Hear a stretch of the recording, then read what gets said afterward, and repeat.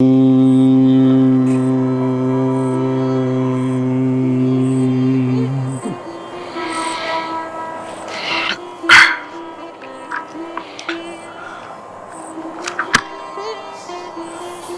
के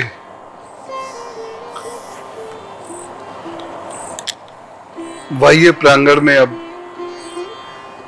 सत्संग करने का समय आ गया और ये जो सेटअप बना है मुझे बड़ा अच्छा लग रहा है। तो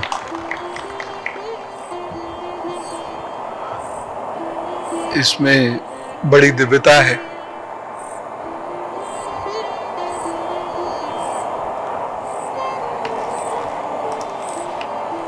और इसी प्रकार से आप लोगों की जो सोच है अलग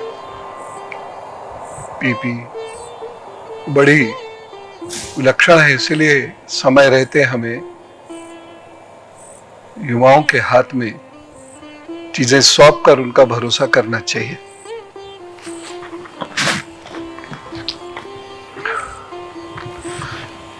मेरी आवाज साफ आ रही?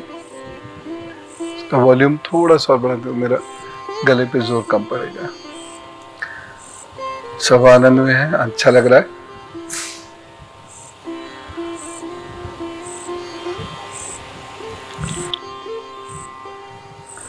आगे बढ़ते हैं और हम लोग लगातार देख रहे हैं, सुन रहे हैं, पढ़ रहे हैं।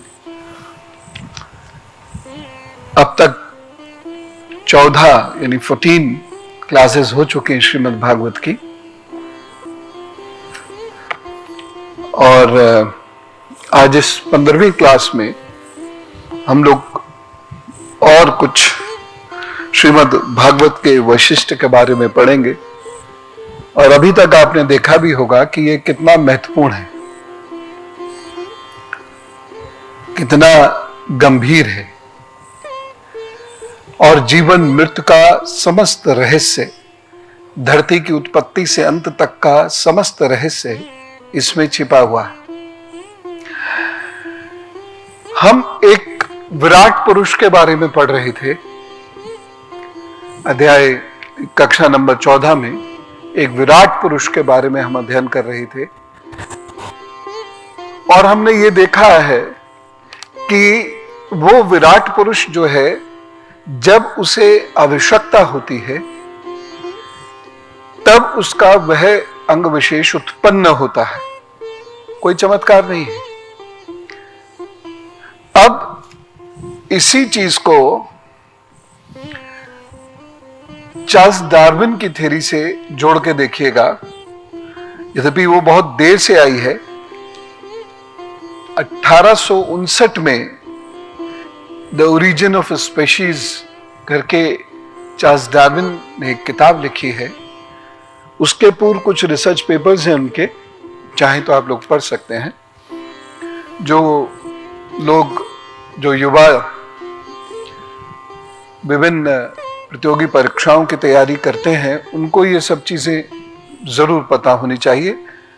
मुझे लगता है कि भारत जिस तरह से बदल रहा है, आने वाले समय में ये प्रमुख प्रश्नों में से एक हुआ करेंगे।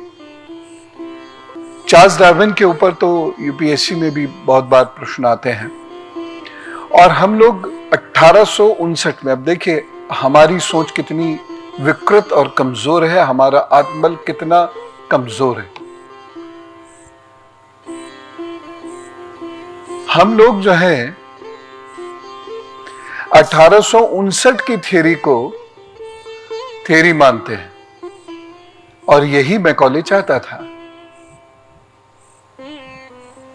कोरिलेट कीजिए एजुकेशन से। मैं आपको सच बता रहा हूं, कोई भी चीज होगी वो एजुकेशन से ही रिलेट होगी, चाहे डेवलपमेंट हो, चाहे कैटास्ट्रॉफी हो, चाहे इवोल्यूशन हो, चाहे डिवास्टेशन हो, वो एजुकेशन से ही रिलेट होगा। लेकिन हम भारतीयों के लिए एजुकेशन क्या होकर रह गई? स्कूलिंग। और अभी भी हम उस फंदे से निकल नहीं पाए हैं। देखिए इतने वर्षों बाद भी 1835 से आज तक हम निकल नहीं पाए हैं। खैर वो एक अलग विषय है, लेकिन श्रीमद् भागवत की गहराई को समझने का प्रयत्न कीजिए। विराट पुरुष है एक, उसको भूख लगती है तो मोह उत्पन्न होता है। अब उसको देखने की इच्छा आती है तो उसकी आंख उत्पन्न होती है। समझ रहे हैं आप? अब मैं इस थ्योरी को रिलेट करता हूं जो मैंने बहुत पहले किताब पढ़ी थी चार्ल्स डार्विन की, जिसको मैंने अभी आपको लिखाया हुआ भी है, जिसमें इवोल्यूशन की उसने बात की है। उसमें एक कॉन्सेप्ट देता है Charles Darwin, the neck of giraffe. देखिए धर्मशास्त्र को ना चमत्कार ना एंटरटेनमेंट, मैं क्यों कहता हूं कि धर्मशास्त्र को गंभीरता से पढ़िए, जैसे एक रिसर्च स्कॉलर पढ़ता है। तो वहां पे इवोल्यूशन की थ्योरी है कि जिराफ की नेक बढ़ती है क्योंकि जमीन पे भोजन खत्म हो गया था, पेड़ों से भोजन निकालना पड़ता था, तो उसलिए जिराफ की नेक ऊंची होती चली गई। इसकी एक काउंटर थ्योरी भी है, और वो है कि जिराफ की नेक केवल भोजन के लिए नहीं बल्कि फाइटिंग के लिए भी लंबी हुई है, क्योंकि जब वो लड़ते थे ऊंचे जानवरों से तो पिस जाया करते थे, मर दिए जाया करते थे। यह थ्योरी आती है 1859 में, जिस बुक का मैंने आपको नाम बताया, और the person is Charles Darwin. हमारे अनुसार चार्ल्स डार्विन क्या कहता है, ये मेरी अप्रोच है। और जो लोग के अंदर कॉन्फिडेंस नहीं है या जिन्होंने भारत के शास्त्रों को पढ़ा नहीं है, वो क्या कहते हैं, हमारे शास्त्र चार्ल्स डार्विन के अनुसार क्या कहते हैं। और ये it makes hell of a difference. Charles Darwin की थ्योरी आती है 1859 में, जिसको श्रीमद् भागवत, अगर मैं मैक्स मुलर के सिद्धांत पर भी जाऊं तो भी उससे कम 2000 साल पुरानी है। हालांकि मैं उसके सिद्धांत से प्रभावित नहीं हूं, और उसके सिद्धांत को बहुत सारे आधारों पर चुनौतियां दी जा सकती हैं। चुनौतियां, not just one challenge, many challenges can be given. तो इसलिए मैं बहुत कन्विंस्ड नहीं हूं उसके सिद्धांत से, लेकिन अगर उसका भी मान लें, जो उसने हमें डिमीन किया है और हमारी संस्कृति की, हमारे सिविलाइजेशन की एज को बहुत कम किया है, उसके अनुसार भी जाएं तो भी 2000 साल एटलीस्ट। उसी की थ्योरी में वेरिएशंस हैं 2000 से 3000 साल,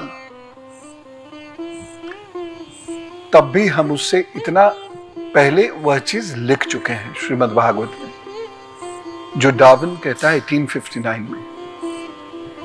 उसकी अपनी रिसर्च है, मैं डार्विन को डिमीन नहीं करूंगा, लेकिन मैं मेरे सिद्धांतों में जो मेरे शास्त्रों ने मुझे बताए हैं, उनके लिए मेरे मन में एक विशेष आदर है। हम दूसरों को डिमीन नहीं कर रहे, उसकी अपनी रिसर्चेस हैं। ये उसका दुर्भाग्य रहा कि वह भारत की उन रिसर्चेस को नहीं पढ़ सका, यही कह सकता हूं। लेकिन हमें डार्विन के अनुसार कैसे, हम लोग अवतारवाद की परिभाषाएं देते हैं, डार्विन ने देखिए अवतारवाद कहा, ये क्या मतलब हुआ? हमारी अवतारवाद ये है, और देखिए 1859 में डार्विन ने भी कहा है, एक 1873 में भी उसने पुस्तक लिखी है। तो Darwin is secondary to what Shrimad Bhagavat said. बहुत बात का है। ऐसे न्यूटन की भी थ्योरी है, ऐसे पाइथागोरस की भी थ्योरी है, बहुत बहुत बात की, जिसका वर्णन फिर कभी करेंगे। तो मैं दोनों थ्योरीज को मान के चलूं अगर, तो देखिए जिराफ की गर्दन आवश्यकता के अनुसार लंबी हो रही, फूड हो या फाइट हो, है तो आवश्यकता। और विराट पुरुष जिसका मुख, आंख, बाल, सर, पेट, जननांग, पांव, ये सब उत्पन्न हो रहे हैं किससे? आवश्यकता से। तो आवश्यकता से उत्पत्ति हो रही है, हर चीज की उत्पत्ति आवश्यकता से हो रही है, यानी मनुष्य संघर्ष कर रहा है। उसने कोई चीज चाही, इच्छा की, और उसके प्रति उसने संघर्ष किया। तो इन बातों को 3 तरीके से समझना है जो मैंने नोट किया। संघर्ष आध्यात्मिक दृष्टि से क्या, यानी हमको जीवन में सफल होने के लिए संघर्ष करना है। ज्ञान की दृष्टि से क्या, हमको नई चीज सीखने के लिए संघर्ष करना है। व्यवहारिक दृष्टि से क्या, कि हमको अपने स्थान पर बने रहने के लिए संघर्ष करना है। तो जहां आप स्ट्रगल करना छोड़ देंगे, आप पिछड़ेंगे। ठीकरा किसियों के सिर फोड़ते रहो, कोई फर्क नहीं पड़ता। सच में अब कोई फर्क नहीं पड़ता। बाकी रही सही चिकना घड़ा पे और घी मल दिया सोशल मीडिया ने, अंतर ही नहीं पड़ता। कुछ कहते एविडेंट नहीं है ये। तो जो चार्ल्स डार्विन कह रहे हैं, एक्चुअल एविडेंसेस तो उसके वो भी नहीं दे सके, ये उनकी हाइपोथेसिस थी।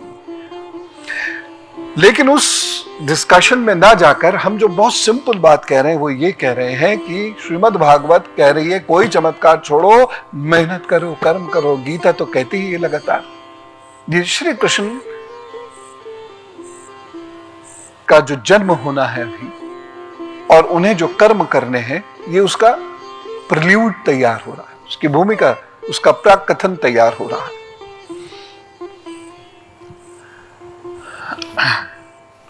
आवरणों से घिरा हुआ है।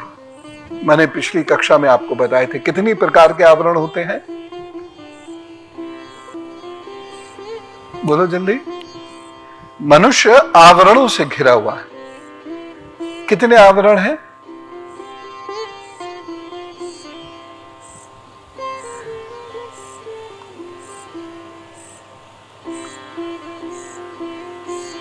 किसी को अगर पता हो तो हाथ खड़ा करें। जो लोग YouTube के माध्यम से जुड़े हुए उनको भी राम राम, और उनको ये पता हो तो वह भी हाथ खड़ा करे। अब उस पर लिख दे, कमेंट में लिख दे, आपके हाथ खड़ा करेंगे, कमेंट में लिख दे। 8 प्रकार के आवरणों के बारे में मैंने चर्चा की थी, जिसे एक विद्यार्थी ने गलत भी समझा था। 8 प्रकार के आवरणों की हमने चर्चा करी थी, जिसमें बाहर की ओर से आवरण है और भीतर से आवरण है। बाहर की ओर से कौन कौन से आवरण है जिससे हम बने हैं? क्या हुआ वो? पृथ्वी, जल, वायु, आकाश, अहंकार, मैं तत्व, जिसपे मैंने ईशान की तरफ इशारा भी किया था, मैं तत्व, 7वां तेज, 8वीं प्रकृति। यही कंफ्यूजन हुआ था कि क्या ये सांख्य दर्शन की बात कर रहे हैं? नहीं, ये आवरण की बात कर रहे हैं। मनुष्य के ये आवरण है। आवरण का मतलब सामान्य जीवन में जो लेते हैं वो मत लीजिए। आवरण से मतलब मनुष्य के भीतर जो असल मनुष्य है वो इसमें रहता है। अभी आगे पढ़ेंगे तो और बड़ी इंटरेस्टिंग चीज। इसके परे अगला जो श्लोक 34 है श्रीमद् भागवत का 2 स्कंद का,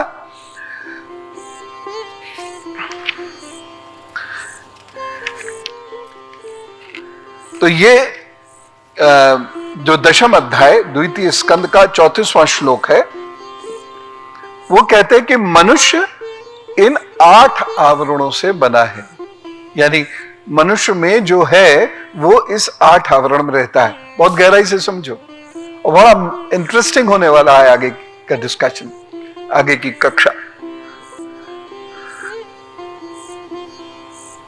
और दूसरा, भगवान आ गए। भगवान क्या कहते हैं, भगवान के लिए क्या है, आवरण रहित है वो, यानी सूक्ष्म शरीर। तो जो भगवान का स्वरूप है वो सूक्ष्म शरीर का स्वरूप है, या ईश्वर का भी उसे कह लीजिए।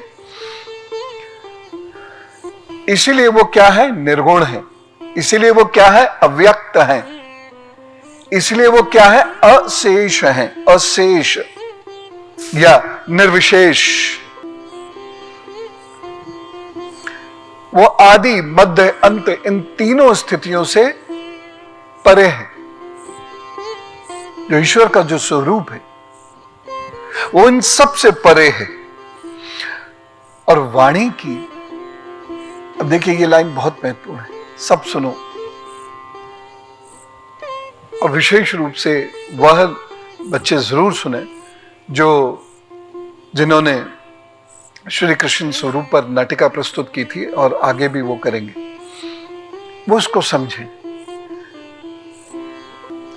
इन सब से परे है, निर्गुण है। ये सारी परिभाषाएं तो आपको पता है, लेकिन अब जो लाइन कही गई है वो ये है, उन तक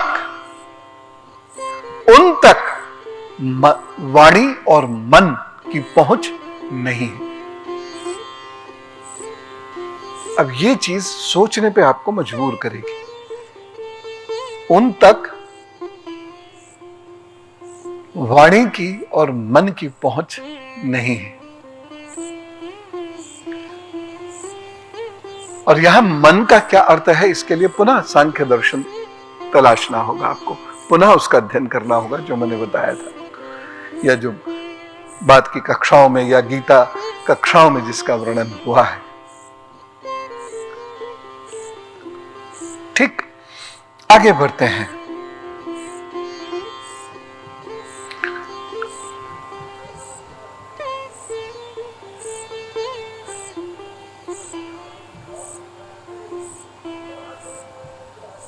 वास्तव में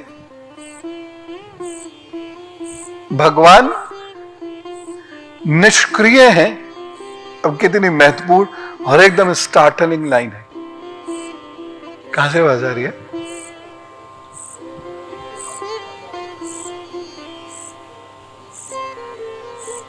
अब देखिए कितनी महत्वपूर्ण बात है 35वें श्लोक में। भगवान के स्थूल और सूक्ष्म दोनों स्वरूपों का वर्णन अभी तक हमने पढ़ा है, लेकिन 36वां श्लोक क्या कह रहा है?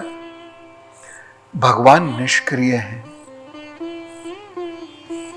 और अपनी शक्तियों से ही वो सक्रिय बनते हैं। क्या कह रहे हैं भगवान के लिए? भगवान निष्क्रिय है, अपनी शक्तियों से ही सक्रिय बनते हैं। अब इसको बहुत अच्छे से एक्सप्लेन मंजरी जी कर सकती हैं। बताइए मंजरी जी, माइक पहुंचाइए उन तक।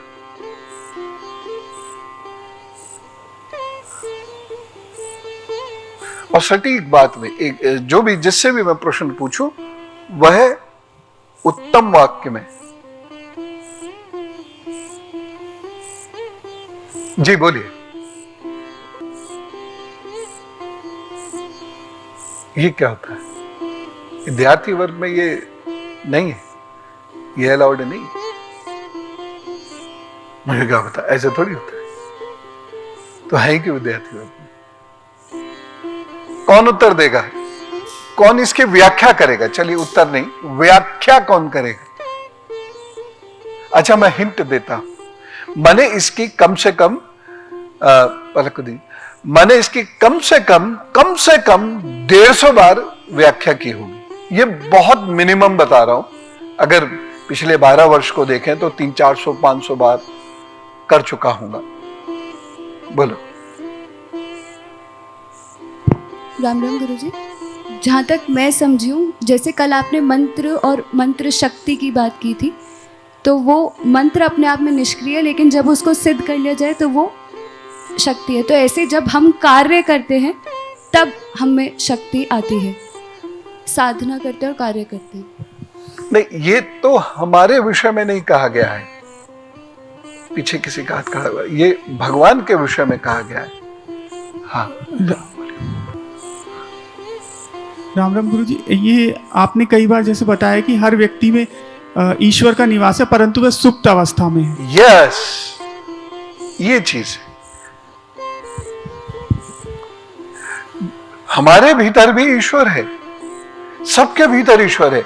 आप लोगों को कभी बहुत कंफ्यूजन होता था, कुछ लोगों को आज भी होगा कि क्या एक होंडे के घर हृदय में भी ईश्वर है, क्या एक डकैत के हृदय में भी ईश्वर है, देशद्रोही के हृदय में भी ईश्वर है।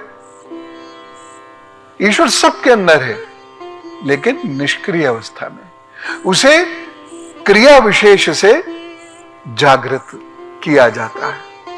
यह हमेशा ध्यान रखें। नहीं तो इस प्रश्न का उत्तर तो कोई भी नहीं दे सकता कि किसी व्यक्ति ने किसी का कत्ल कर दिया, मर्डर कर दिया, तो क्या कहेंगे? ईश्वर ने ईश्वर का मर्डर कर दिया तो सब बच गए। फिर जजमेंट क्यों? कोर्ट्स क्यों? किसी ने किसी को टक्कर मारी तो ईश्वर ने ईश्वर को टक्कर मार दी।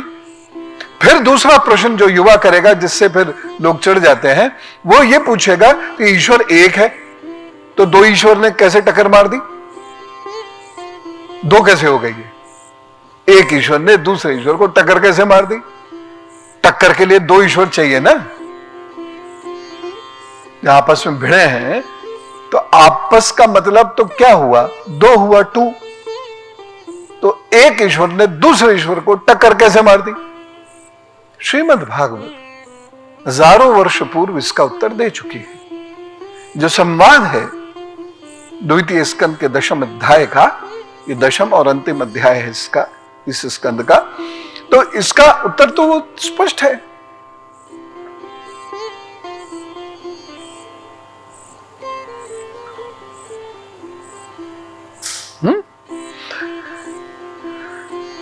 शक्ति, प्रभु की शक्ति हमें चाहिए,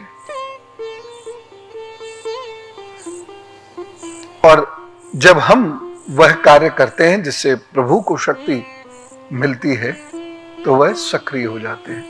वो व्यक्ति है ज्ञानी, वो व्यक्ति है विद्वान, वो व्यक्ति है साधक।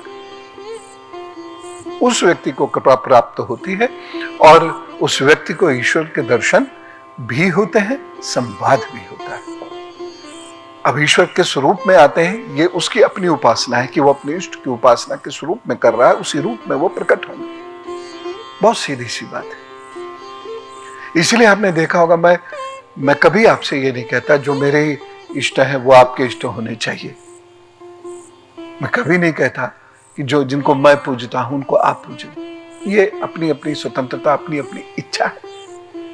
प्रांगण में सभी भगवान का विग्रह का निवास है। आगे बढ़ते हैं, लेकिन ये कितना इंपॉर्टेंट है। अब इसके आगे का एक्सप्लेनेशन भी पढ़िए।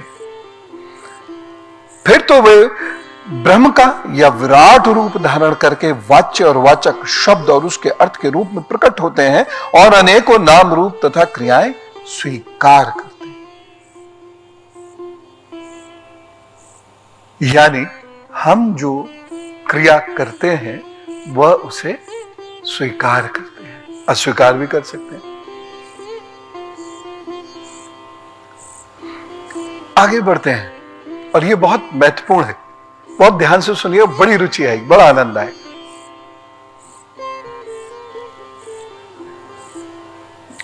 परीक्षित जी से वो कहते हैं, परीक्षित, प्रजापति, मनु, देवता, ऋषि, पितर, सिद्ध, चारण, गंधर्व, विद्याधर,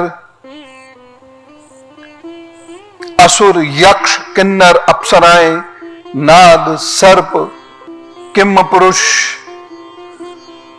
उरग, मातृकाएं, राक्षस, पिशाच, प्रेत, भूत, विनायक, कूष्मांड, उन्माद, वेताल, यातुधान, ग्रह, पक्षी, मृग, पशु, वृक्ष, पर्वत, सरीसृप इत्यादि जितने भी संसार में नाम रूप हैं सब भगवान के ही हैं।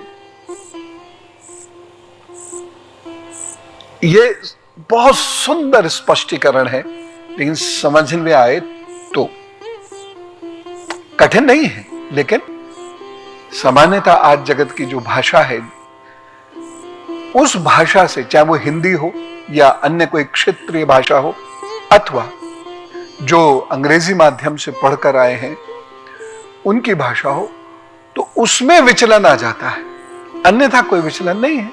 जैसे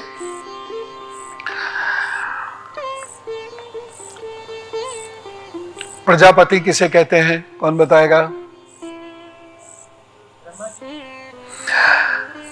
उसके बाद देवता, ऋषि, पितृ, सिद्ध, ये सब पता ही। गंधर्व किसे किन्हें कहते हैं? माइक के बिना मत बोलना, सब लोगों को सुनाई दे।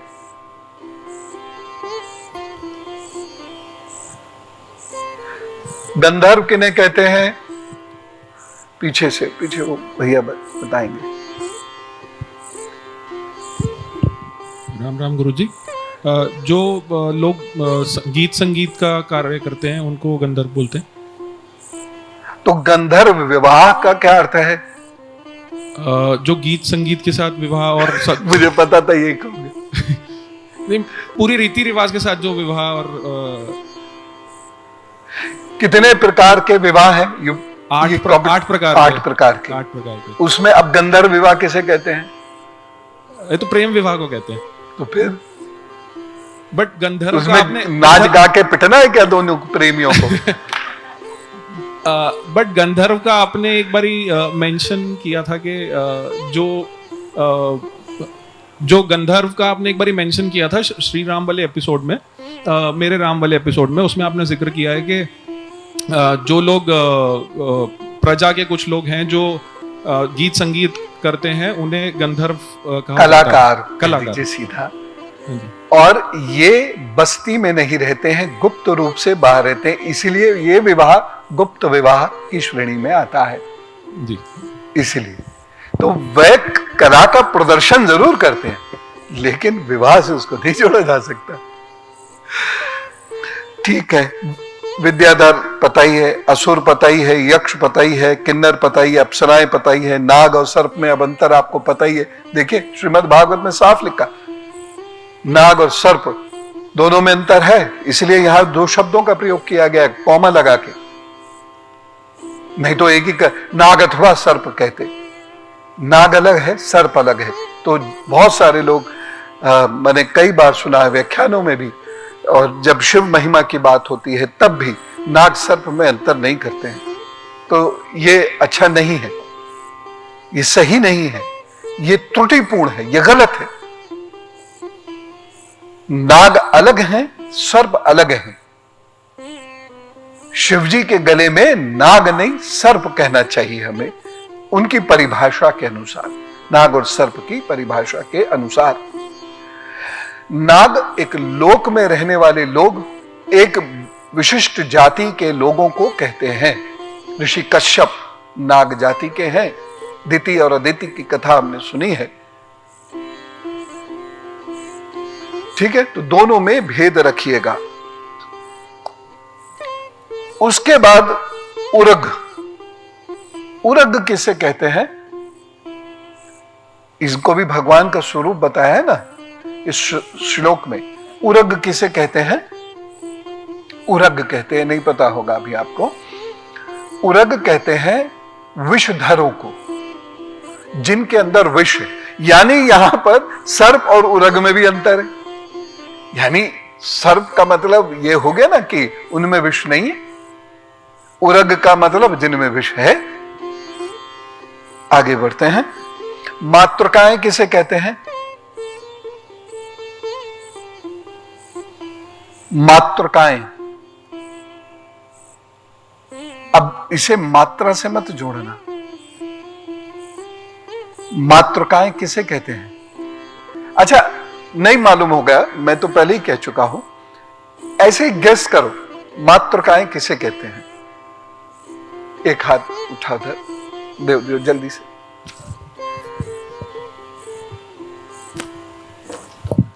हाँ, पहले भरत बोलेंगे। जी बेटे। तितलियों को गुरुजी? ना, बोलो। जो भी लोग पोषण करते हैं उन्हें। पोषण करते हैं माँ का स्वरूप आपने बताया था कि जो पोषण करती है वो इसलिए उन्हें माँ कहते हैं, तो जो भी मातृकाएं, थोड़ा सा अंतर है। देखिए, आप सही पहुंचे अपनी जगह। जो बच्चों को दूध पिलाती हैं उनको मातृकाएं कहते हैं। बहुत सारी ऐसी माएं हैं जो बच्चों को जन्म तो देती हैं, दूध नहीं पिला पाती हैं। कितनी बारीक बात है। देखिए, श्रीमद् भागवत, यही श्रीमद् भागवत, ये 7 दिन के होनी चाहिए। आप लोगों के काम इससे चलेंगे। तो जो स्त्रियां दूध पिलाने लायक होती हैं उनको मातृकाएं कहेंगे। ठीक है। राक्षस पता ही है आपको। पिशाच किसे कहते हैं? प्रेत किसे कहते हैं? कौन बताएगा? जो माइक लेके घूम रहे हैं वो बता भी सकते हैं। बताओ, पिशाच किसे कहते हैं? प्रेत किसे कहते हैं? बताओ। अच्छा, गेस करो, कोई बात नहीं, एग्जैक्ट नहीं आए कोई फर्क नहीं पड़ता, गेस करो। करण जी को माइक दो। गुरुजी, जितना समझा है वो ये है कि जो मृत्यु हो जाती है उसके बाद जो आत्मा मुक्त नहीं होती वो प्रेतावस्था में चली जाती है। और पिशाच जो है वो एक बार आपने कर्ण पिशाचनी जैसे बताया था, तो उससे ये नहीं, एनेक्डोट्स और एग्जाम्पल्स ये परिभाषा के बाद आते हैं, पहले नहीं आते। अगर परिभाषा के पहले आप दे रहे हैं तो इसका मतलब परिभाषा नहीं आती है। अब आप पहले परिभाषित कीजिए, उसके बाद फिर उसका एनेक्डोट या एग्जाम्पल दीजिए। मुझे लगता है गुरुजी जैसे नाग और सर्प में बहुत ऐसे ही पिशाच और प्रेत में भी ये भी एक ऐसी ही योनि है जो हाँ, सीधे जो प्रश्न है पिशाच और प्रेत में क्या अंतर, तो पिशाच और प्रेत में उसे किसी से एग्जाम्पल मत, उसका किसी से कंपैरिजन मत कीजिए। जी, प्रेत तो मैंने बता दिया और फिर पिशाच में कंफ्यूज हो गया।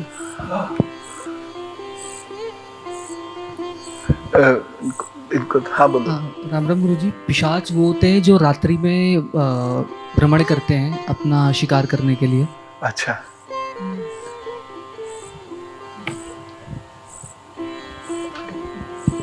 आप सबके लिए कह रहा है। पीछे भी ये कहा था राम राम गुरुजी। आई थिंक पिशाच जो मांस खाने वाले थे उन्हें कहते हैं। नहीं, कुछ हद तक सही है लेकिन पूरी तरह नहीं। हाँ, जो योनि मुर्दा जो मृत शरीर होते हैं उनका जो सेवन करती है उन्हें, यस, मरे हुए लोगों को जो खाते हैं वो पिशाच कहलाते हैं। हर शब्द अगर वो भारतीय संस्कृति में उसका उपयोग या प्रयोग हुआ है उसका एक अलग अर्थ होगा। वो पिशाच जो मरे हुए लोगों का मांस खाते हैं। तो प्रेत क्या?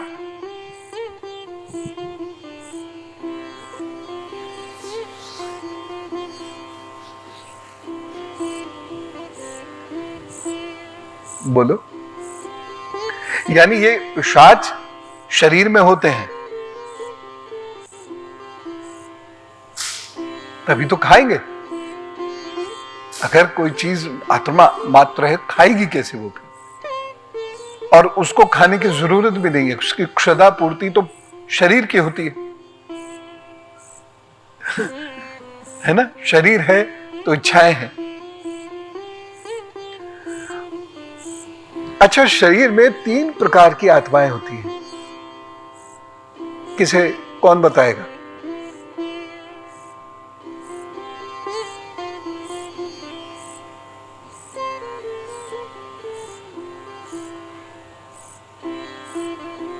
शरीर में तीन प्रकार की आत्माएं होती हैं। हाँ बताओ गार्गी, माइक आने दो, बोलो गार्गी। मेरा सिर्फ गेस है। हाँ? मेरा सिर्फ गेस है। अच्छा गेस है। हाँ। हाँ मैं नाभि? समझा मेरा सिर्फ केस है। नहीं। हो भी सकता है, तेरा केस हो सकता है। बोलो। नाभि, मन, आत्मा किस प्रकार की होती है? तीन आत्माएं, ये तो शरीर बता रहे हो। अच्छा एक हिंट देता हूं फिर याद आएगा। जीवात्मा प्रेतात्मा, है, प्रेतात्मा, गुड, और परमात्मा। नहीं, मनुष्य के शरीर में क्या हुआ? जीवात्मा, प्रेतात्मा, तीसरा अंतरात्मा। ये कहने के लिए होता है। ये उस सब के पर्यायवाची हैं जो मैं अभी बता रहा हूं। तीसरी कौन सी है? प्राणात्मा। प्राणात्मा। ये कौन सा? प्राणनाथ तो सुने थे, प्राणात्मा कौन है? इसे सूक्ष्म, और पूरी खोल दो बस। जो सूक्ष्म रूप होता है वो आत्मा का। सूक्ष्मात्मा, सूक्ष्म। ठीक है, सूक्ष्म रूप। डर के क्यों कहा? देखो जैसे गार्गी है, इसे आए या ना आए, बोलते हुए अंदाज है।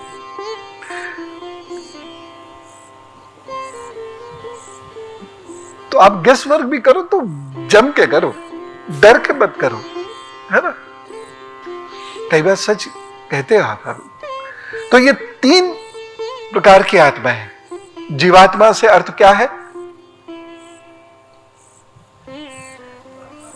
माइक के बिना नहीं, माइक।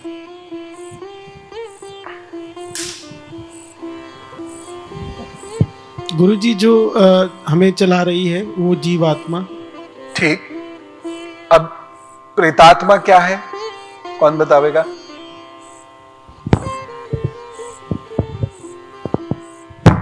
मृत्यु के बाद वाली। कुछ हद तक ठीक है, आधी आधा सत्य है ये।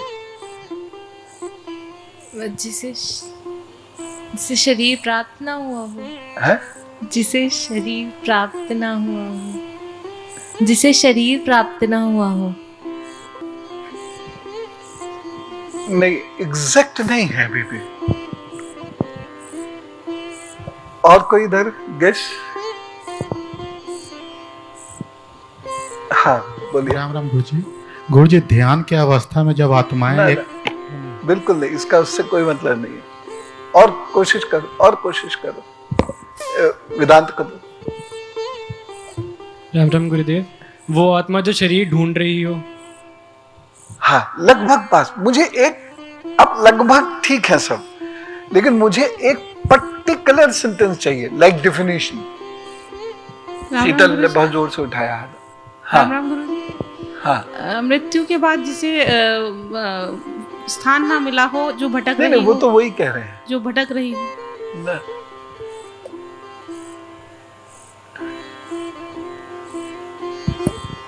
जीवात्मा जब मतलब जीवन चल रहा हो और जब मृत्यु होते है उस व्यक्ति की, तो जो आत्मा उस शरीर को छोड़ के जो ब्रह्मांड में जब जाती है तो उस फॉर्म को प्रेतात्मा कहते हैं। नहीं, अभी तक शीतल के अलावा जितने लोग बोल रहे हैं वो लगभग सत्य के करीब हैं, है ना? चाहे पूनम दीदी ने बात कही, चाहे वेदांत ने बात कही, चाहे सुहानी ने बात कही। हाँ पलक दो, पलक। आपने कल एक स्थान बताया था जहाँ आत्मा होती है, अगर उससे ना निकले तो शायद वो प्रेत आत्मा होती है। वो स्थान मुझे नहीं पता। नहीं नहीं, आत्माराम बताया था, लेकिन नहीं, ये अलग है। पीछे एक हाथ खड़ा हुआ है तो।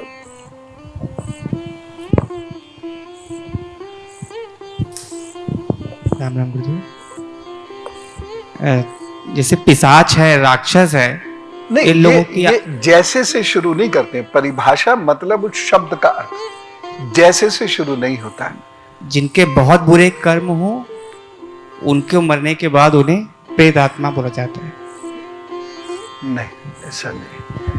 हाँ, करते रहो गैस, ये तो अच्छी बात है, आप लोग कम राम से राम कम गुरुजी। बोल रहे हैं। 13 दिन तक आत्मा जिस रूप में रहती है मृत्यु के बाद उसे प्रेत आत्मा कहते हैं। ना ना ना, एक हाँ, वो आत्मा जो शरीर के किसी दूसरे शरीर के गुणों के द्वारा अपनी इच्छाओं की पूर्ति करती है। ये सभी में नहीं होती है पर कुछ लोगों में हो सकती है। वरना मुख्य दो ही आत्माएं, जीवात्मा और परमात्मा के। नहीं नहीं, मनुष्य की 3 स्थितियां हैं, मनुष्य की आत्मा की 3 स्थितियां, ये स्थितियां हैं। इसको वॉल्यूम फुल कर दो, मुझे मेरी आवाज नहीं आ रही। बस, हाँ बताओ, कुछ आप कह रहे थे। जी गुरुजी, मरणोपरांत जिन आत्माओं को मोक्ष नहीं मिलता या सद्गति नहीं मिलती और वो भटकती रहती हैं, उन आत्माओं को प्रेतात्मा कहते हैं। लगभग सब सही है। हाँ, गार्गी पुनः वाच।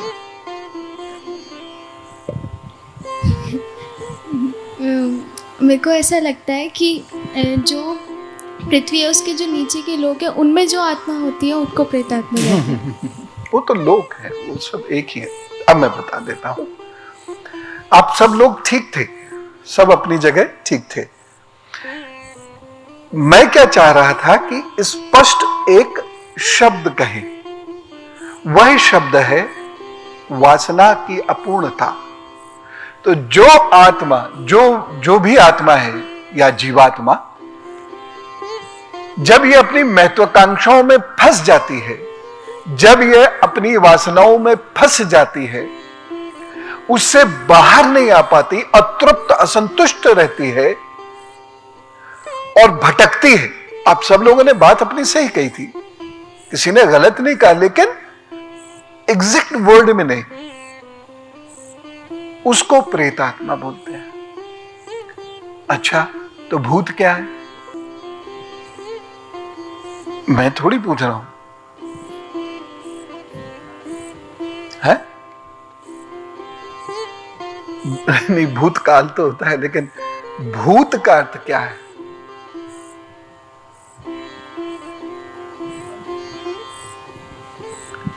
नहीं, ये तो शब्द बता दिया, भूत का अर्थ पूछ रहा हूं, लेकिन स्पष्ट रूप से परिभाषा देना सीखिए। व्यव या तत्व जिसे कहें हम, अव्यव, अव्यक्त कहना चाह रहे हैं या अव्यव कह? अव्यव गुरुजी, एलिमेंट्स जैसे बोलते हैं। नहीं नहीं, भूतात्मा अव्यव कैसे हो सकती है? गुरुजी राम राम, आप भूत विद्या की बात करते हैं अक्सर, जिसे हम साइकेट्री कहते हैं, तो ये क्या मन से जुड़ी हुई बात हो सकती है? आप तो मुझसे प्रश्न कर रहे हैं, उत्तर कर रहा है। जब तक मैं यहां बैठा हूं तो केवल मैं जो डिक्टेटरशिप चलाऊंगा। तो इस भूत का संबंध भूत विद्या से होगा जो साइकेट्री है। सेक्रेटरी है। अब और आगे बढ़ते हैं। आपने पूरा बेस दे दिया, अब नेक्स्ट स्टेप पर आइए। देखिए, ये सारी बातें हम किए हुए हैं, है ना? इन्हें जोड़ना है। और कब?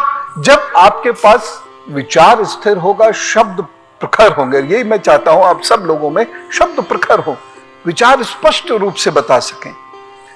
नहीं तो उलझ जाएंगे और दूसरों को भी उलझाएंगे। एक मजबूत ग्राउंड मिल गई। अब नेक्स्ट, इसके आगे और बता दो। हाँ, बोलो।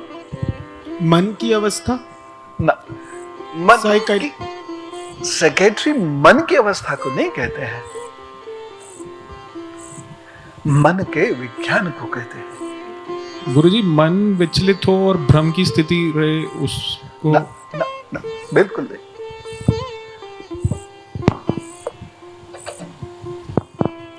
गुरुजी, साइकिक पर्सन है? साइकिक पर्सन जो होता है, second person, psychic psychic psyche psychic person. हाँ जी। नहीं। भूत मूलतः मानसिक स्थिति है जिसमें हम इमेजिन करने लगते हैं या क्रिएट करने लगते हैं। टेक्निकली ठीक है, लेकिन एक्चुअली वहां क्या हो रहा होता है ये मैं जानना चाह रहा हूं।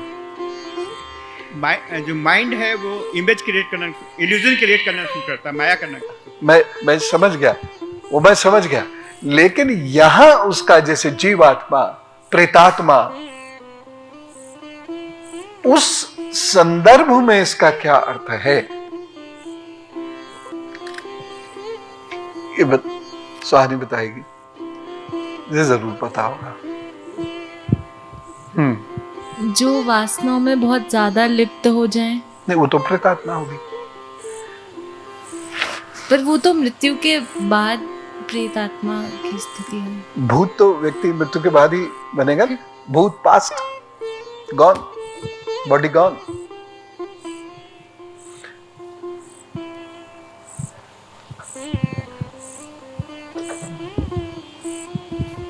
गुरुजी गैसी कर रही हूँ, जो उनके जो देखो अनफुलफिल्ड, हम गा नहीं रहे हैं कि आवाज को भारी और हस्की बनावे।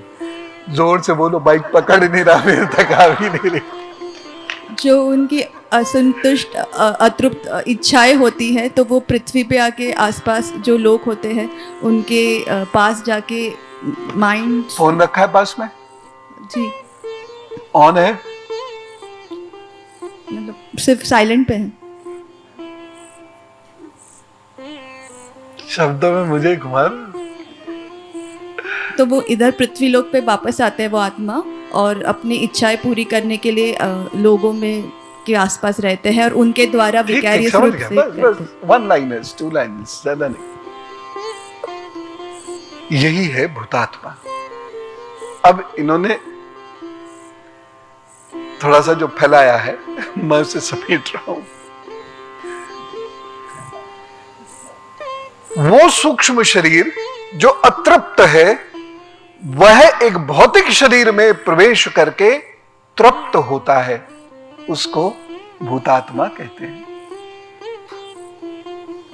अब इसके आगे इस विषय पर चर्चा फिर कभी करेंगे। रात का समय, आप डर जाओगे। और जब एक आत्मा के साथ सूक्ष्म शरीर का प्रवेश हो रहा है, तो कहां उसका इंपैक्ट आ रहा है? मन पे, जो बाबूजी अभी बोल रहे थे।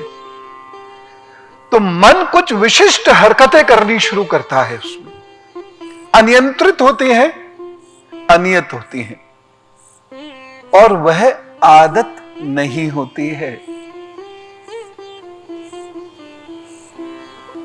समझे ना? वह आदत नहीं होती है, वह भूत है।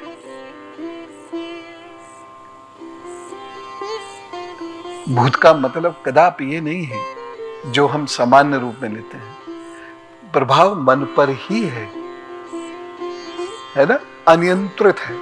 अब इसको अलग अलग रूपों में बांटा गया, समय के अनुकूल या समय के अनुसार। जैसे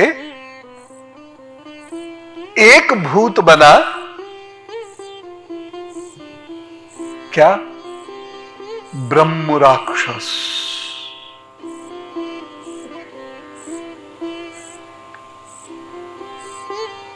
लेकिन आपको पता ब्रह्म राक्षस क्या है? अपने में आनंदित, अपने में मस्त। ब्रह्म राक्षस को भी नहीं पता होगा उसके नाम पर कितने पैसे कमाए जाते हैं। वह अपने में मस्त रहता है, खाता पीता शांत पड़ा रहता है। ये ब्रह्म राक्षस है। उसके बाद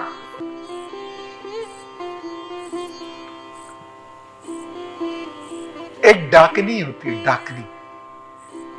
पिशाच के भी नाम होते हैं, डाकिनी। आधुनिक शब्द या उर्दू के प्रभाव से इसको समझेंगे अगर हम, तो जो डाक देने वाली स्त्री, डाकनी।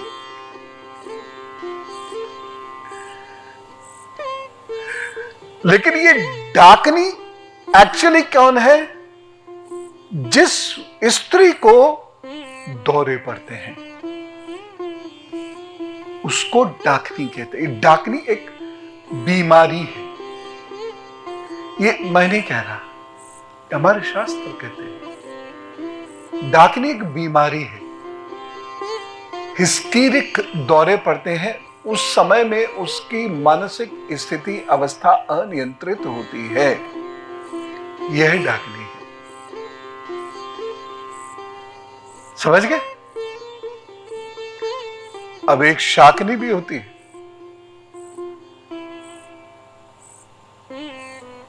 इसे तो बहुत नाम है।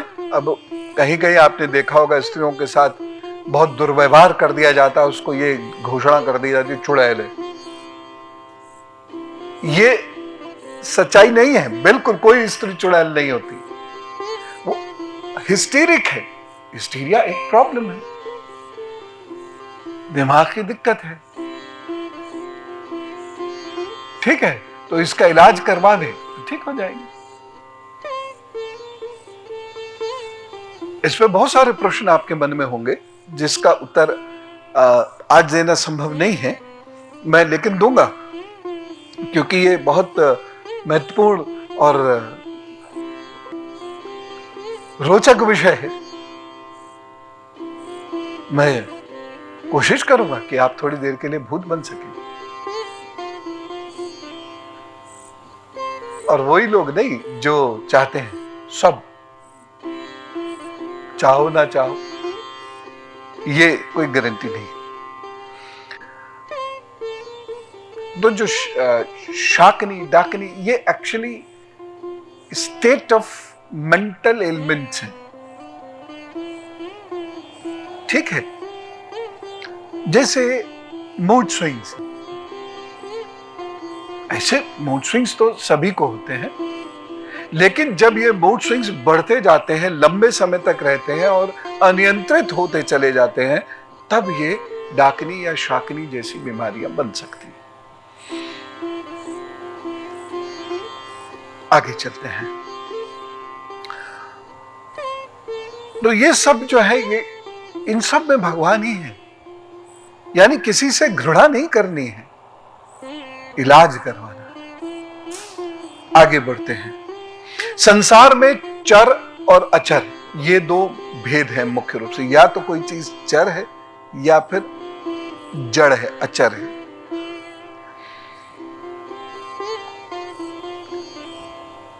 और शास्त्र अनुसार 4 प्रकार की ही जातियां हैं मनुष्य की, बाकी किसी पे वो घमंड करे ये उसकी बेवकूफी है। और वह जाति क्या है, उसकी स्थिति के अनुसार है।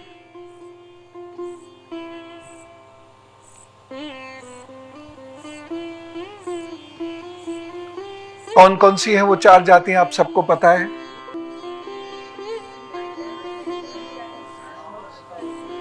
वंडरफुल। तो ये प्रकार की जातियां हैं। अंडज, जो अंडे से उत्पन्न है, जैसे मुर्गे मुर्गा।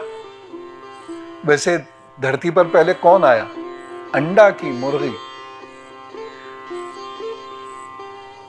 है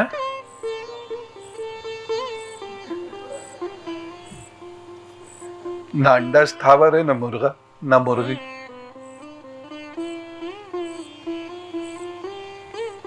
कौन आया है? मुर्गी कहां से आई? तो पहले तो फिर अंडा होना चाहिए।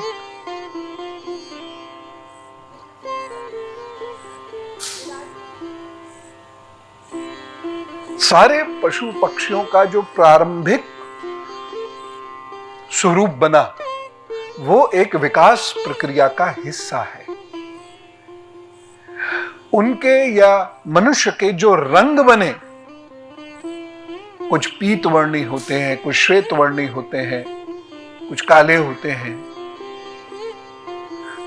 ये जितने वर्ण बनते हैं, ये भी विकास प्रक्रिया के ही हिस्से हैं।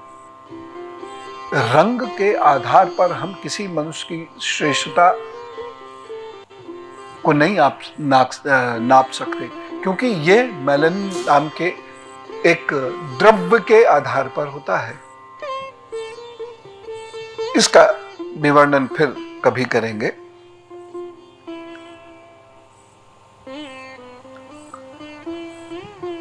तो जितने भी शुभ हैं अशुभ हैं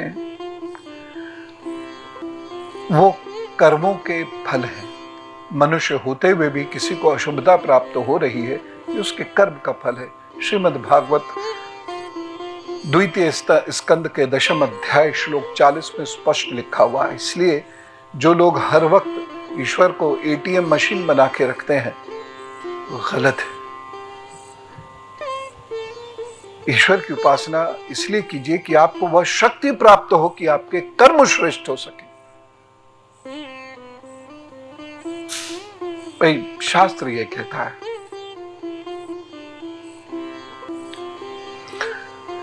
अब योनियां कैसे मिलती हैं?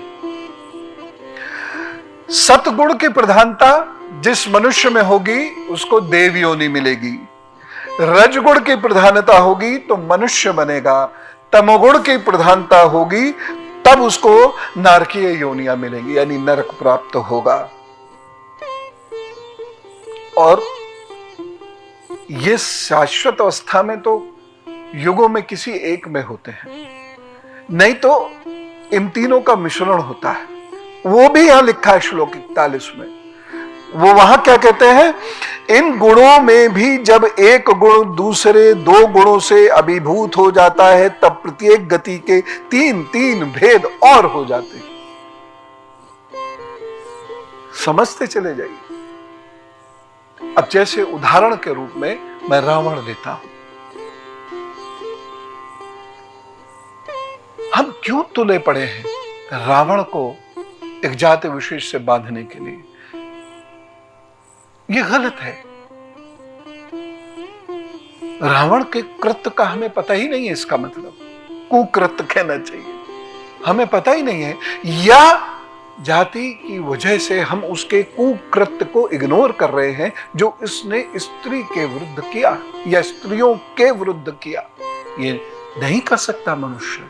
मनुष्य इसका अधिकारी नहीं है। अब रावण को सबसे पहले एक ऐसे राजा के रूप में देखेंगे जिसका राज्य श्रीलंका नहीं है। अद्भुत तरीके से वो उसे चला रहा है।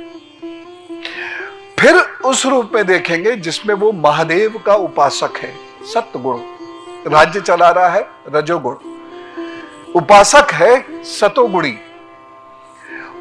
लेकिन रज और तम इस सत पर हावी हुआ और उसने घमंड किया, स्त्रियों के साथ अनाचार किया, उनकी मर्जी के बिना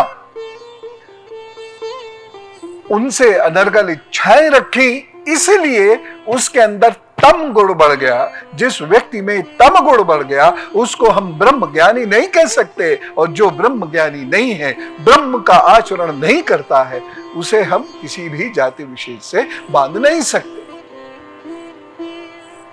नहीं करना चाहिए ऐसा।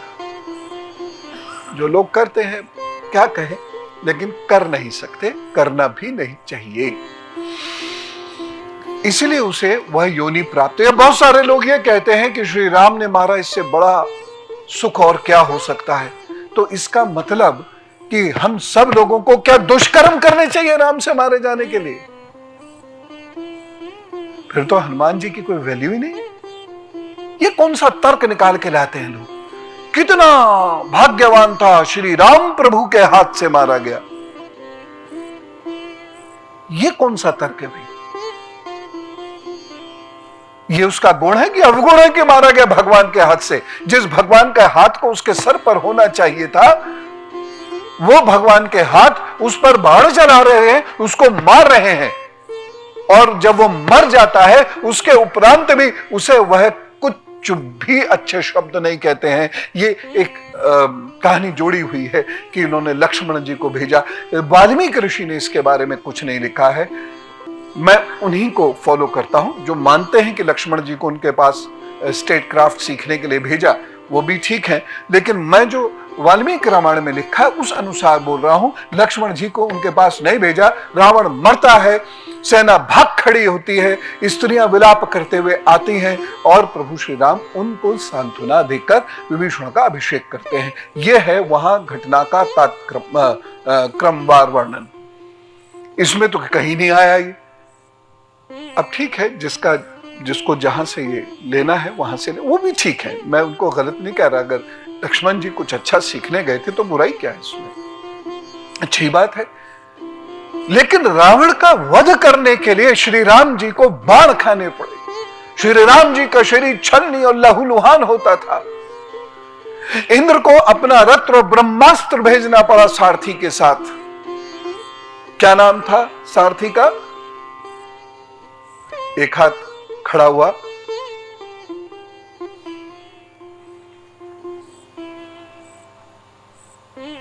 हाँ बोलो। मातली,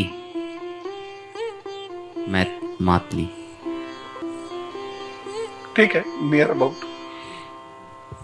और वो श्री राम जी को बताता है कि इसके हृदय स्थान में तीर मारिए। तो यह भी भ्रांति है आप सब लोगों की कि उसकी नाभि में तीर पड़ा। नाभि से रसायन सुखाया गया जिससे वह जीव पुनः अपने अंदर जीव शक्ति नहीं ला पाता था। ये नाभि का वो रसायन सुखाया गया, लेकिन मरता तब है जब ब्रह्मास्त्र उसके हृदय स्थान को भेदता है। मैंने कल आपको बताया था रात में जब हम लोग मैया के दरबार में बैठे हुए नवरात्र साधना कर रहे थे कि प्राण शक्ति कहां रहती है, यहां तीर मारा गया था।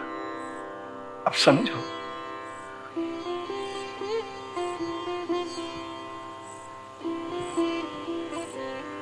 तो ये तमोगुण है उसका कि वो ढेर हो गया। और ऐसा ढेर हुआ केवल भारत में ही नहीं। देखिए दक्षिण की राजनीति कुछ बहुत थोड़े से राजनीतिज्ञों की राजनीति छोड़ दो तो कहीं भी रावण को प्रेम नहीं किया जाता। जावा, सुमात्रा आदि देशों में कहीं प्रेम नहीं किया जाता। आगे चलते हैं। वे भगवान जगत के धारण पोषण के लिए धर्ममय विष्णु रूप स्वीकार करके देवता, मनुष्य और पशु पक्षी आदि रूप में अवतार लेते हैं तथा विश्व का पालन पोषण करते हैं। कितनी गहरी बात है। देवता, मनुष्य, पशु पक्षी के रूप में अवतार लेते हैं। जब मैं आपसे कहता हूं ना कि आप सब छोटे मोटे प्रभु हैं, मैं मजाक में नहीं कहता। काश कि आप में से कुछ लोग स्वयं को देख पाओ कौन हो। आगे बढ़ते हैं। प्रलय समय आने पर वे ही भगवान अपने बताए हुए इस विश्व को कालाग्नि स्वरूप रुद्र का रूप ग्रहण करके अपने में वैसे ही लीन कर देते हैं जैसे वायु मेघमाला को। अब इसका दूसरा संदर्भ कहां मिलता है, जल्दी बताओ, जल्दी बताओ, पढ़ा रहा हूं वो भी, जल्दी बताओ। हाँ जल्दी जल्दी, माइक सर्विस। इसका दूसरा संदर्भ कहां दिया था मैंने? भागवत गीता में। बिल्कुल। कौन से अध्याय में? ये 10th में, जब श्री कृष्ण जी 11th में है जी। दशम तक तो श्री अर्जुन समझ ही कर रहे हैं अपने मित्र से ऊपर। समस्त जीव उनके अंदर प्रवेश कर रहे हैं। ये पिछले सत्संग में ही जो रविवार दूसरे या चतुर्थ रविवार को तो किया है अभी, समस्त जीव उनमें प्रवेश कर रहे हैं। तो चिंता किस बात की, ये सब मेरे से ही उत्पन्न है, मेरे में ही लीन होने हैं, है ना? यही कहते हैं विष्णु जी, यही कहते हैं श्री कृष्ण। आगे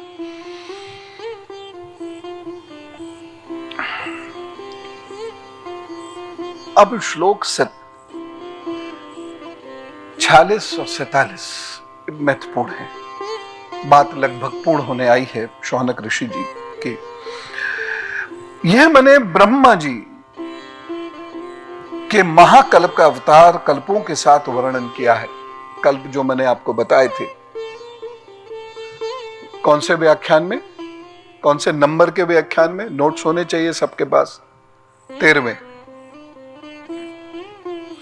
अंतर है तो केवल इतना कि महाकल्प के प्रारंभ में प्रकृति से क्रमशः महतत्व की उत्पत्ति होती है और कल्पों के प्रारंभ में प्राकृत सृष्टि तो ज्योत की त्यों ही रहती है। चराचर प्राणियों की वक्रत सृष्टि नवीन रूप से होती है। समझ में आया? जब मैंने एक सिद्धांत बताया था और फिर मैंने जो हमारे बीच में जियोलॉजिस्ट हैं दीपाली, उनसे भी मैंने कहा था, मैं सही बोल रहा हूं ना? ये वही है कि जब धरती का उदय होता है धीरे धीरे उस पर समय समय पर प्रलय आती रहती है। उसमें धरती ज्योत की त्यों रहती है, थोड़े बहुत उसमें परिवर्तन होते हैं, लेकिन सृष्टि नवीन रूप से उत्पन्न होती है। और मैंने उदाहरण कौन सा लिया था उसमें, कौन बताएगा? चुप नहीं बैठना है, गेस वर्क करो। क्या उदाहरण है? जैसे ही मैं प्रश्न शुरू करूं, आपकी दौड़ शुरू। आइस एज का उदाहरण लिया था आपने। आइस एज का उदाहरण लिया था, एग्जैक्टली। और एक और उदाहरण लिया था। अब ये भाइयों की बारी है, करण जी को माइक दिया जाए। गुरुजी, वनस्पति। पीछे। अमीबा। डायनासोर।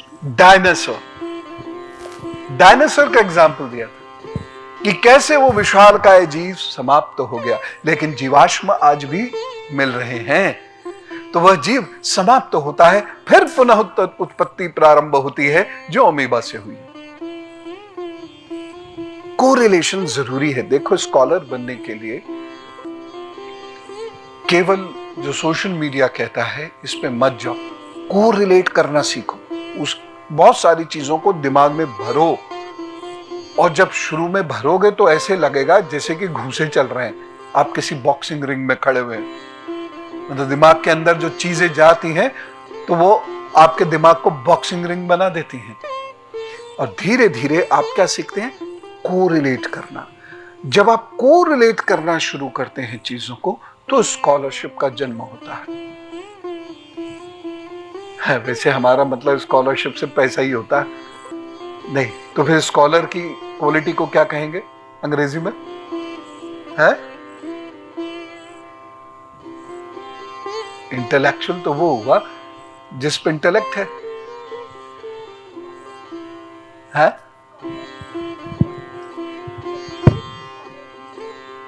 स्कॉलरली तो वैसे हुआ स्कॉलरली आर्टिकल। हाँ, एडजेक्टिव। लिखने वाला को क्या, लिखने वाले के स्कॉलरली आर्टिकल के लिखने वाले को क्या कहेंगे? स्कॉलर। स्कॉलर। और उसके उस गुण को क्या कहेंगे? स्कॉलरशिप। यही बुझ रहा हूं ना। और हमारे यहाँ स्कॉलरशिप का मतलब पैसा। कितना पैसा मिलता है? स्कॉलरशिप मिलती है उसे कितनी? 2000 रुपए, 3000 रुपए, जो भी है। हिंदी में देखें तो ठीक है, छात्रवृत्ति। हालांकि वृत्ति शब्द भी कुछ और कहता है, लेकिन फिर भी छात्रवृत्ति। और उर्दू में इसको क्या कहते हैं? वजीफा। अंग्रेजी में थोड़ा घालमेल हो जाता है। आगे बढ़ते हैं।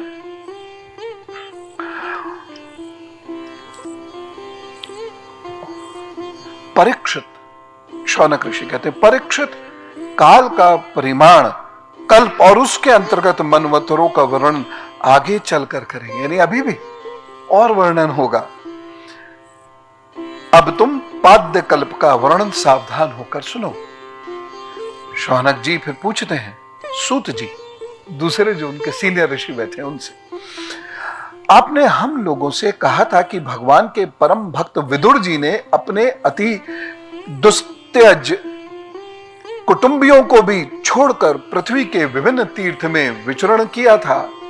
उस यात्रा में मैत्रेय ऋषि के साथ अध्यात्म के संबंध में उनकी बात कहां हुई थी, तथा मैत्रेय जी ने उनके प्रश्न करने पर किस तत्व का उपदेश किया था?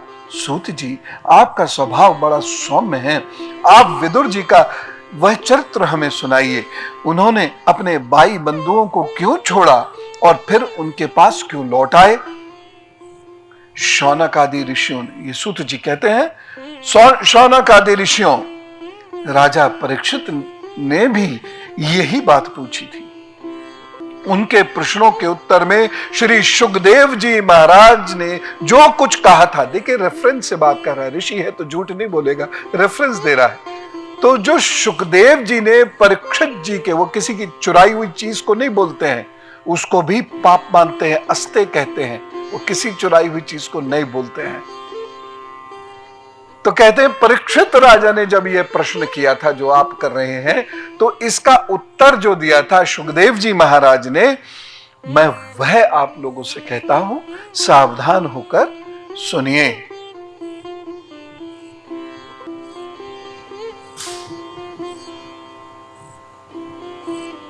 अब हम शुरू करेंगे श्रीमद् भागवत पुराण का तृतीय स्कंद का प्रथम अध्याय, जिसमें उद्धव जी की विदुर जी के साथ भेंट होती है और दोनों के बीच में एक बड़ा विशेष सार गर्भित वार्तालाप होता है, जो हम सबके जीवन के लिए बेहद आवश्यक है।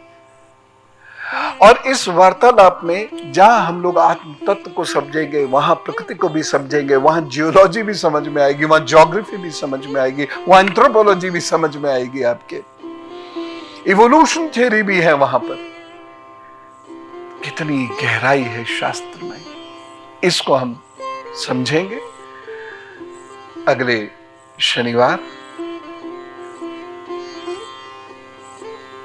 श्री कृष्ण के चरणों में प्रणाम करते हैं।